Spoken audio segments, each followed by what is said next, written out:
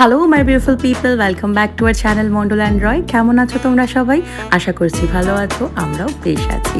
আজ অনেক দিন পর তোমাদের সাথে দেখা হচ্ছে একটি লং ভিডিও নিয়ে। আজ আমরা তিনজন বেরিয়ে পড়েছি, আমি মিস্টার রয় আর সিম্বু তিনজনে মিলে আজ বেরিয়ে পড়েছি আমার বার্থডে ট্রিপের উদ্দেশ্যে। বার্থডে ট্রিপে আমরা যে জায়গাটিতে যাচ্ছি সেটা হচ্ছে ইন্ডিয়ার একটি হিডেন জেম, লাক্ষাদ্বীপ। নামটা প্রথম শুনেছিলাম স্কুলের ভূগোলের বইতে, কোনোদিন যে যাওয়ার সৌভাগ্য হবে সেটা ভাবিনি, তবে আজ সেই দিনটা এলো।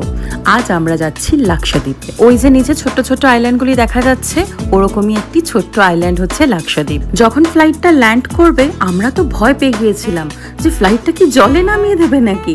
তারপরে দেখলাম না, দুপাশে জল আর তারই মাঝখানে একটি ছোট্ট রানওয়ে। এই যে এয়ারপোর্টটি, এটা কিন্তু মাত্র 3 কিলোমিটারের একটি এয়ারপোর্ট। লাক্ষাদ্বীপের আগাতি আইল্যান্ডে उपस्थित আগাতি এয়ারপোর্ট। आप हमें दोबारा आपकी सेवा करने का मौका जरूर देंगे, तब तक के लिए हम आपसे विदा लेते हैं। Ladies and gentlemen, welcome to Agadi Airport. You may now use your mobile phones for your safety. Please remain seated. The seatbelt signs are switched off.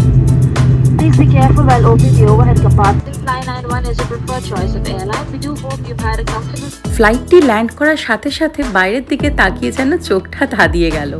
কি অসম্ভব সুন্দর জলের রং! এরকম সুন্দর জলের রং আমি কিন্তু আগে কখনো দেখিনি। আমরা আন্দামানেও গিয়েছি, সেখানে জলের কালারও খুব সুন্দর, কিন্তু সেটি একটু নীলচে।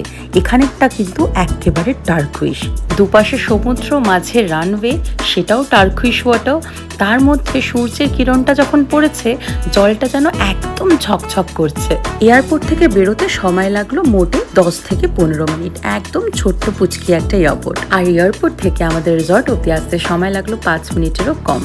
আসলে 7.5 কিলোমিটারের একটি আইল্যান্ড, তার মধ্যে 3 কিলোমিটারের এয়ারপোর্ট, আর বাকি জায়গাতে যত জনবসতি, রিসর্ট সবকিছু। আমাদের রিসর্টে এসে আমরা সবার প্রথমে ব্রেকফাস্ট সারলাম, তারপরে শুরু করলাম চারিপাশটা ঘুরে দেখা। এই যে সামনে যে রুমটি দেখা যাচ্ছে, আমরা এই রুমটিতে থাকবো। ইচ্ছে করলেই রুম থেকে বেরিয়ে এক ছুটে চলে যাব সমুদ্রে। আর এই যে সামান্য একটু ডেকোরেশন, সেটা মিস্টার রয় করিয়েছে আমার জন্মদিনের উপলক্ষে, কারণ আজ আমার জন্মদিন। আমাদের আগামী 3 রাতের ঠিকানা হচ্ছে এই রুমটি। তবে সব থেকে সুন্দর বিষয় হলো, বিছানায় বসে যদি এই রকম একটা ভিউ দেখতে পাওয়া যায়, তাহলে কি আর কিছুর প্রয়োজন পড়ে?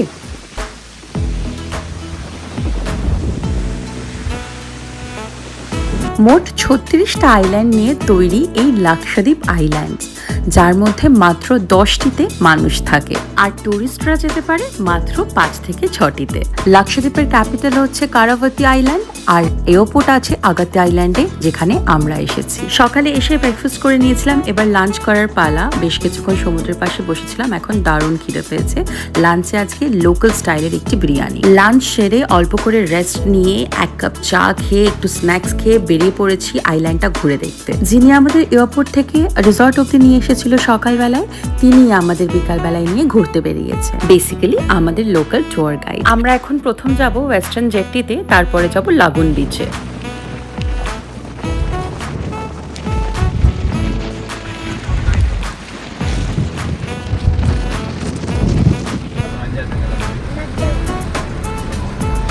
পাঁচ মিনিট আগেও রোদ ঝলমলে আকাশ ছিল, হঠাৎ করে ঝমঝম করে বৃষ্টি নামলো। আসলে আইল্যান্ডগুলিতে এরকমই হয়। আমরা ভাবলাম এখানে আর বেশিক্ষণ সময় নষ্ট করে লাভ নেই, বৃষ্টি নেমেছে মানে কিছুক্ষণের মধ্যে অন্ধকার হয়ে যেতে পারে, তাই আমরা চলে এলাম পরের স্পটে। এটি হচ্ছে লাগুন বিচ। এটি অবস্থিত আগাতি আইল্যান্ডের এক্সট্রিম নর্থে, বলা যায় আগাতি আইল্যান্ডের শেষ পয়েন্ট। আগাতি আইল্যান্ডটা বেসিক্যালি 7.5 কিলোমিটারের একটি আইল্যান্ড, যার এক্সট্রিম সাউথে অবস্থিত আগাতি এয়ারপোর্ট আর এক্সট্রিম নর্থে অবস্থিত লাগুন বিচ। এখন আমরা যাচ্ছি আন্ধান বিচে। এখান থেকে দারুণ সানসেট দেখা যায়। পুরো রাস্তাটারই দুপাশে সমুদ্র, অসম্ভব সুন্দর দেখতে লাগছে। আমরা চলে এসেছি আন্ধান বিচে। আকাশে এখনো মেঘ রয়েছে, সময় এখন সন্ধ্যে 6টা, তবে বাইরে এখনো বেশ আলো রয়েছে। আমরা এখানেই থাকবো সানসেট হওয়া অবধি।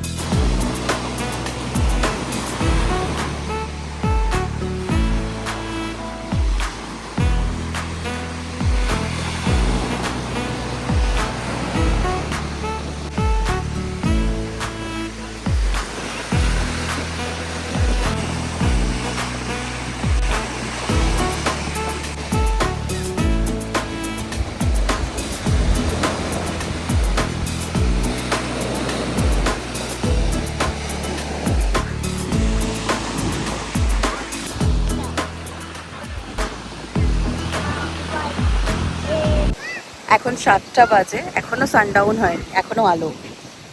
আমরা সানসেট দেখবো বলে এতক্ষণ বসেছিলাম, বাট এখনো দেখতে পাইনি। এখন বাজে 7টা 15। আমরা আমাদের রিসর্টে ফিরে এসেছি। এই যে পিছনের ওগুলোই, ওর মধ্যে থার্ড রুমটা হচ্ছে আমাদের। এখনো সানসেট হয়নি, তোমাদের দেখাচ্ছি। অসম্ভব সুন্দর, মানে এখানে ঘন্টার পর ঘন্টা বসে থাকা যায়, জাস্ট চুপ করে এখানে বসে থাকা যায়। কিছু ইনফরমেশন দিয়ে রাখি, লাক্ষাদ্বীপ আসার জন্য আগে লাগতো পুলিশ ভেরিফিকেশন সার্টিফিকেট পিসিসি আর পারমিট। এখন মাস 2 আগে থেকে পুলিশ ক্লিয়ারেন্সটা আর প্রয়োজন পড়ছে না, এখন শুধুমাত্র পারমিট হলেই লাক্ষাদ্বীপে আসা যাচ্ছে। বাইরে প্রচণ্ড হাওয়া দিচ্ছে এবং বৃষ্টিও হচ্ছে মাঝে মাঝে। এখন বৃষ্টিটা একটু থেমেছে, তাই মিস্টার রয় এই ক্যান্ডেল লাইট ডিনারের ব্যবস্থা করেছে আজ আমার জন্মদিনের উপলক্ষে। এবং সাথে এই কেকটিরও তিনি ব্যবস্থা করেছেন, কারণ একটি 7.5 কিলোমিটারের আইল্যান্ডে একটি কেক জোগাড় করাও কিন্তু ভীষণ কঠিন। আজ লাক্ষাদ্বীপে আমাদের দ্বিতীয় দিন। সকালে ঘুম থেকে উঠে এই জায়গাটির সৌন্দর্য দেখে মুগ্ধ হয়ে গেলাম ব্রেকফাস্ট করতে। ব্রেকফাস্ট সেরে এবার আমরা যাব কিছু ওয়াটার অ্যাক্টিভিটিস করতে। প্রথমেই বলে রাখি, আমরা ভেবেছিলাম কোনো ওয়াটার অ্যাক্টিভিটিস করব না, কারণ সিম্বা খুব ছোট, সিম্বাকে নিয়ে করা সম্ভব না। তবে এখানে আসার পর আমরা রিয়েলাইজ করলাম যে সিম্বাকে নিয়ে আমরা চাইলে কায়াকিংটা করতে পারবো, এটা যথেষ্ট সেফ।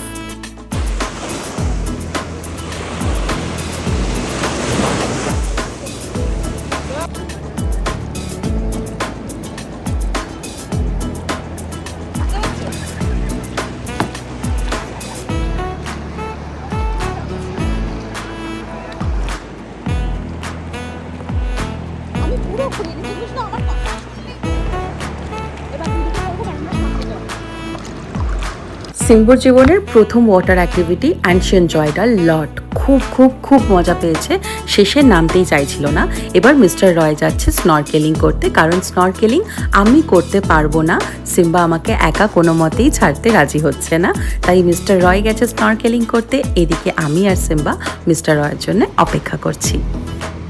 হ্যালো, আমরা হানিমুনে গিয়েছিলাম আন্দামানে, তখন গিয়ে দুজনে একসাথে স্নরকেলিং করেছিলাম।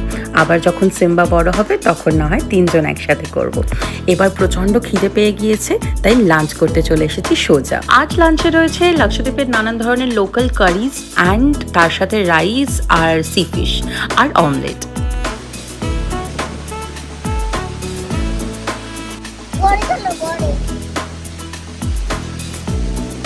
রুমে যেতে আর ইচ্ছেই করছে না, জায়গাটি এত সুন্দর, মনে হচ্ছে এখানেই বসে থাকি।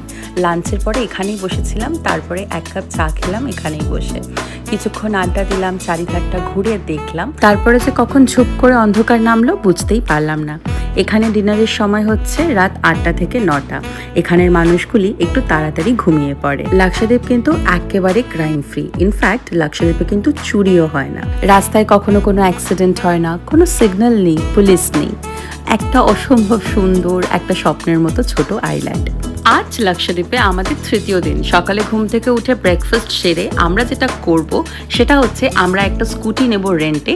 আজকে আমরা স্কুটিতে করে লাক্ষাদ্বীপ ঘুরে দেখব।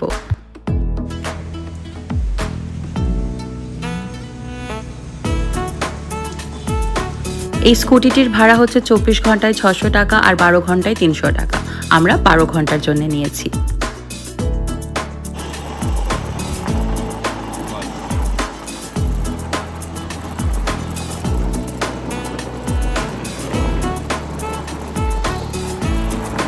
কি যে দারুণ সুন্দর অনুভূতি, এটা আমি বলে বোঝাতে পারবো না। এত সুন্দর একটা জায়গা, যেদিকে তাকাচ্ছি সমুদ্র, টার্কিশ ওয়াটার, হোয়াইট স্যান্ড, আর তার মধ্যে একটি ছোট্ট স্কুটিতে আমরা 3 জন ঘুরে বেড়াচ্ছি। বারবার মনে হচ্ছে প্রত্যেকটা দিন যদি এভাবেই কাটানো যেত তাহলে কি ভালোটাই না হতো।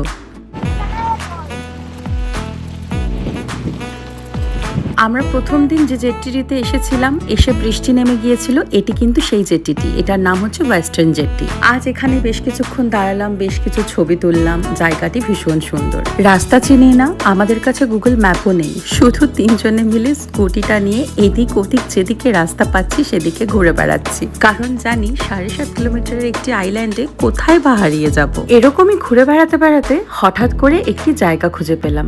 জায়গাটির নাম আমরা জানি না, তবে জায়গাটি কিছুটা এরকম দেখতে। কি অসম্ভব সুন্দর একটি জায়গা। আমরা প্রায় ঘন্টাখানেক এই জায়গাটিতে বসলাম, ছবি তুললাম, ভিডিও করলাম, গল্প করলাম।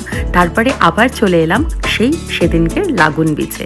সেখানেও কিছুক্ষণ আড্ডা মেরে আরও ঘন্টাখানিক ঘুরে আমরা ফিরে এলাম রিসর্টে। আজ আমাদের লাঞ্চ সেরে বিকেল বেলার দিকে আমরা যাব গ্লাস বোট রাইডে আর যাব কালপিটি আইল্যান্ডে। সিম্বা তো দোলনাতেই ঘুমিয়ে পড়েছিল, দোলনা থেকে তুলে তাকে লাঞ্চ করাতে নিয়ে এসেছি। লাঞ্চ করিয়ে এবার বাইরেই বেশ কিছুক্ষণ অপেক্ষা করব, কারণ বাইরে প্রচণ্ড হাওয়া, রুমে যেতেই ইচ্ছে করছে না। ইতিমধ্যে আমাদের গাড়িও চলে এসেছে। এবার আমরা চলে যাব সেই স্পটে যেখান থেকে গ্লাস বোটটা ছাড়া হবে। আমরা এর আগে আন্দামানে গিয়েও গ্লাস বোট রাইডে গিয়েছিলাম, প্রচুর কোরালস, ফিশ, নানা ধরনের জিনিস দেখতে পেয়েছিলাম। তবে এইখানকার স্পেশালিটি হচ্ছে টার্টল। আশা করছি আজকে তাদের দেখা মিলবে।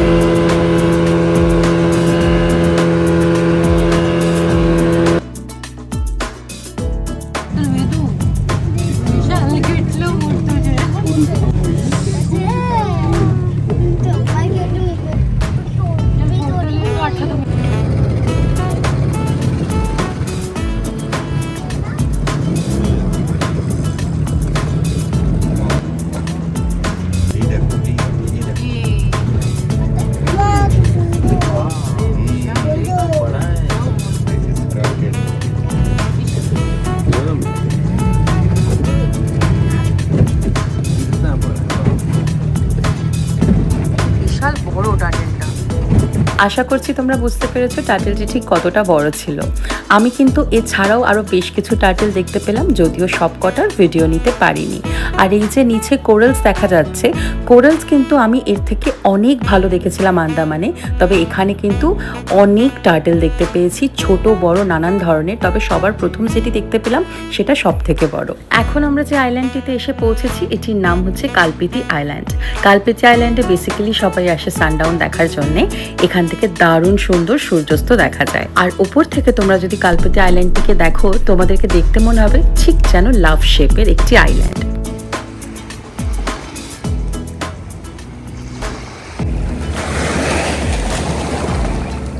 আজ আমাদের শেষ দিন লাক্ষাদ্বীপের, চতুর্থ দিন।